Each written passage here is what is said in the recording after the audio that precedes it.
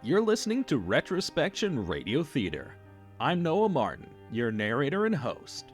We are proud to bring you Retrospection Radio Theatre Season 7, Dreamwalker, featuring original music by Lizzie Zink.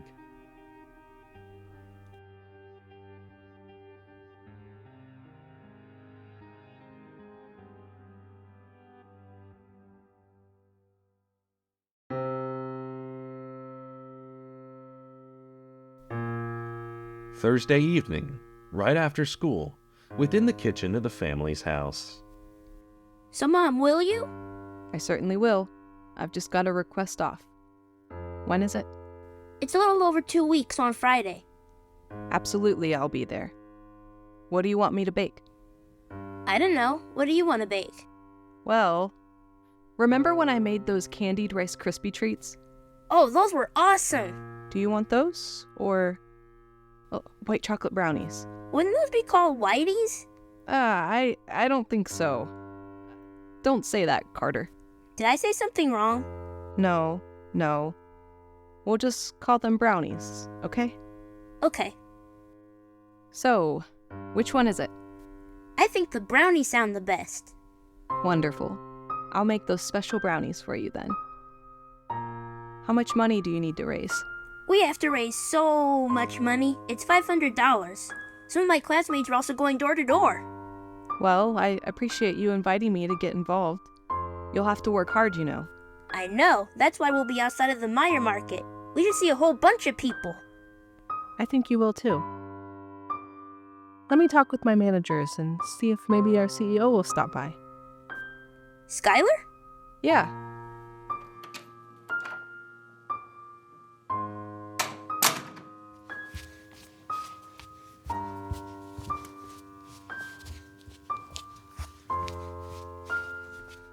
Hey, Emily. You're home earlier than you normally are. Yeah, my friends are bastards. Don't use that language around your brother, Em. It's okay. Well, you know... Are you high? What? Are you high? You told her! I didn't say anything. You promised you wouldn't tell her! I didn't say anything, I swear. Your eyes are red, Em. You reek of weed. It's just to help with my anxiety. I didn't know you were doing drugs.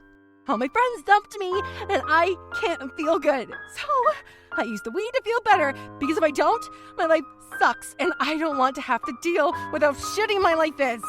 Carter crosses from his chair and hugs his big sister. Get off of me, you snitch! I didn't snitch. Why would you do drugs? I thought we raised you better. Why didn't you come to us? Because you don't understand my problems. Every time I go to you, you don't do anything. You don't offer any advice or shit. You're always so sad and so tired and so focused on yourself. I try to be there for you. But you're not. It's obvious. I've been crying over months ever since it all happened. But you've been too focused on divorcing Dad. Your father and I aren't getting a divorce. We just have a rough patch. That's another thing. You always deflect. Always deflect. Well, you're not exactly great at sharing your emotions either.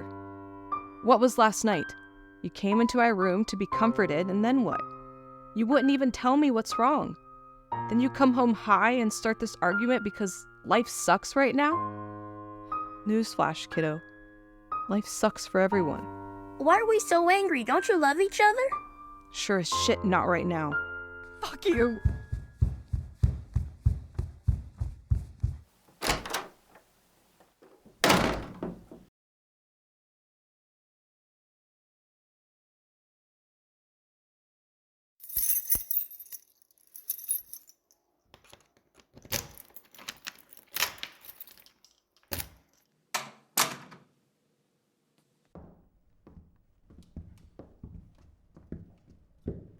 I heard shouting. Is everything okay? Oh, now you decide to show up.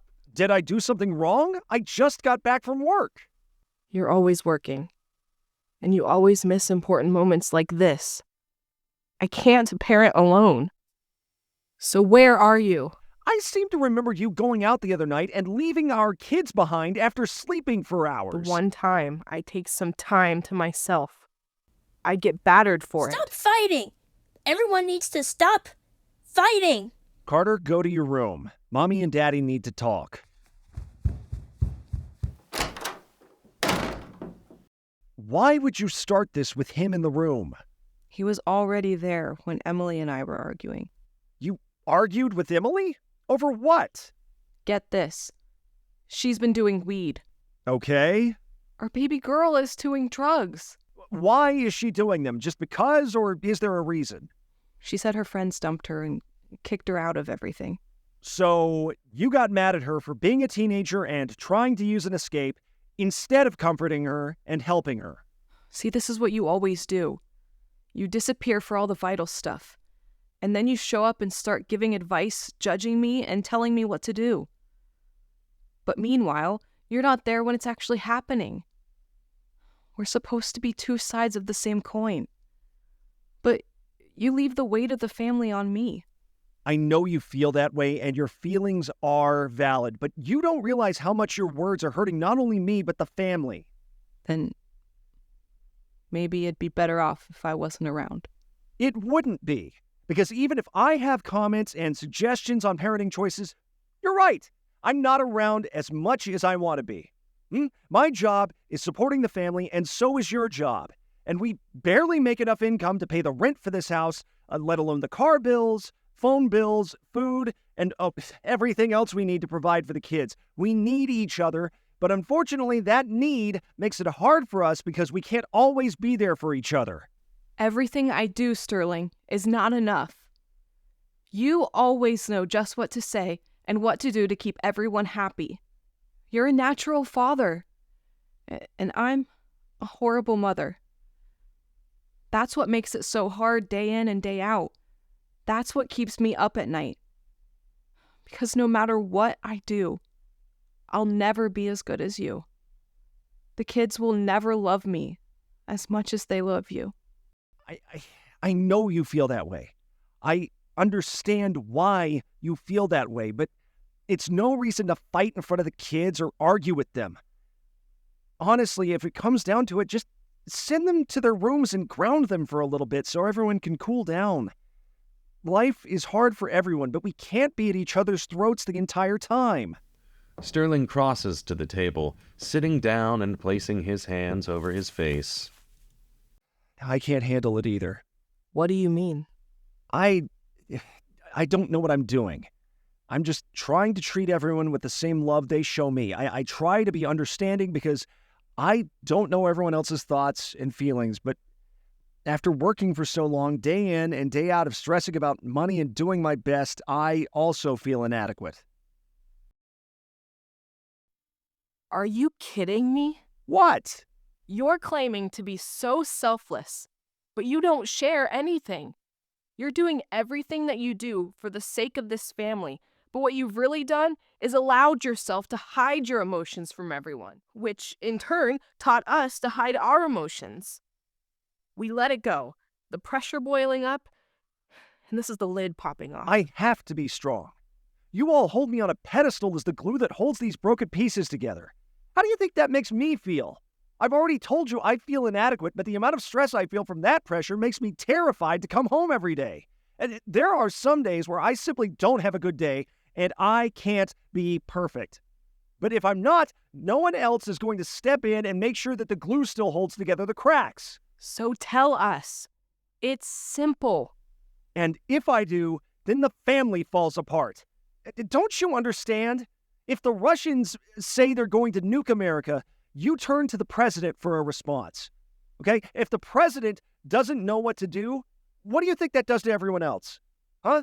You're allowed to feel those emotions, to be scared or sad or angry, but if the president were to show those emotions in such a grave situation, then the country would fall apart. You're just talking in circles. You're saying the same thing over and over. Because you're not listening, Stella. I heard what you were saying.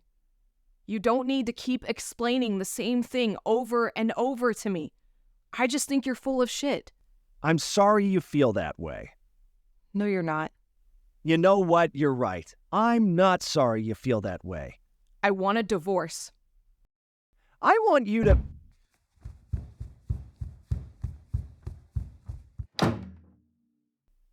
They heard you. Kind of hard not to when you're yelling. Everyone's emotions are too heightened right now. Maybe you should have just gone to your room and there wouldn't have been an argument. Stirling's hands retract from his face. He cocks his head to the side as an expression of utter bewilderment crosses it. He opens his mouth as if to say something, but quickly closes it. This conversation is over. Fuming, Stella disappears to the basement. Like a child throwing a temper tantrum, she stomps herself away. Stirling waits for her to exit before he stands to his feet. The walk up to Emily's room took an eon. Anxiety, nerves, and uncertainty began to claw at his mind. His children just heard their mom ask for a divorce. They just heard their parents fighting. And, even worse, they saw Stirling when he wasn't perfect. Emily, Go away. let's go get some ice cream. I said go away. You're not in trouble. I think we're all just a little bit mad, and ice cream will cool us down. Fine. Carter, your sister and I are going to grab some ice cream. Would you like to join us? Ice cream? Before dinner? Just for tonight. One-time deal.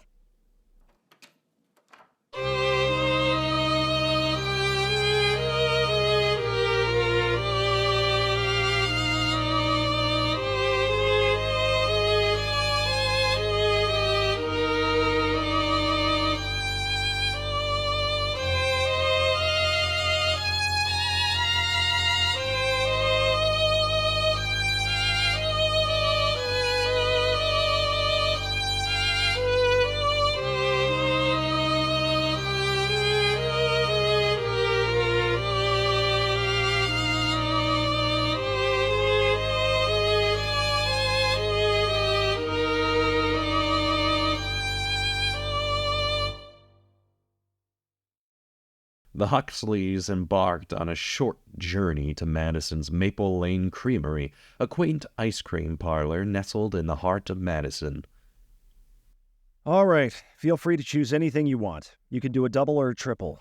As they stepped into the creamery, the sweet aroma of freshly made waffle cones enveloped them. Emily, still wearing the remnants of a frown from the earlier argument, hesitantly approached the counter. Stirling saw her expression and gently placed a hand on her shoulder. But even Carter seemed less excited about ice cream than Stirling thought he'd be. Anything, any flavor. Go ahead. Slowly, Carter walked to the glass and stood on his tippy toes for sight of the colorful ice cream options. When all was said and ordered, the trio found a cozy corner table off near the restrooms. They sat down, the two kids eating their ice cream and Stirling sipping on a shake. I'm sorry that you had to hear that, you two. I don't want to talk about it. I'm going to talk about it because it needs to be said. I don't know if we're getting a divorce, and I don't know what the future looks like for this family, but we shouldn't have been so mean to you. We're sorry. It wasn't you who was mean. It was Mom. And besides, you're never mean. Your mother and I act as a team. So you're speaking on her behalf? Apology accepted. Just try to be nicer next time, okay?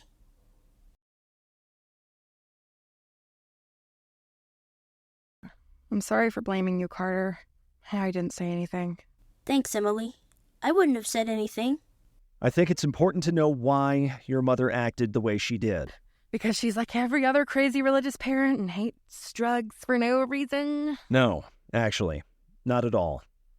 Your mother may go to church and might have taken you a few times, but she's no zealot. No. You used to have an uncle. We did? Yep, you did. He and your mother were raised together. He was a little bit older. He used to be a drummer in a band, but left to start a medical career. He ended up sneaking some opioids one night, and then another, and another. Eventually led to him taking some more and more, but then they didn't work as well as they used to. So he found some other drugs. He ended up overdosing. What does that mean?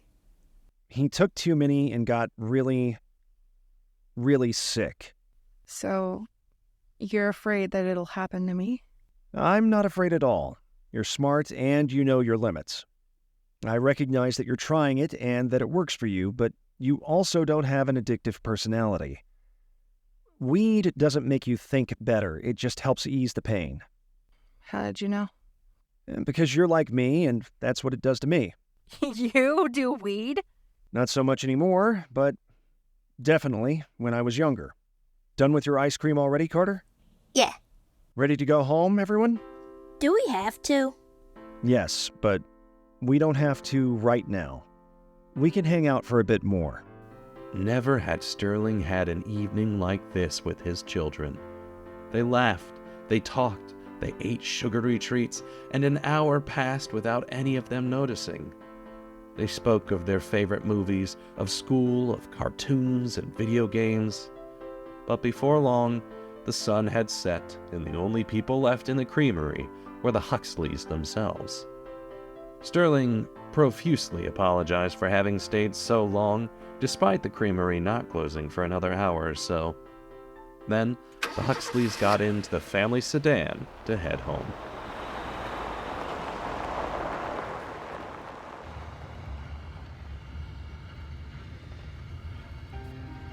Dad, Yeah?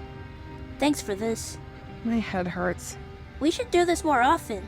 Maybe not ice cream, but certainly dinner. I love you. Yeah, Dad. I appreciate it. Hi. Didn't realize just how much I needed this. I love you both. So very much.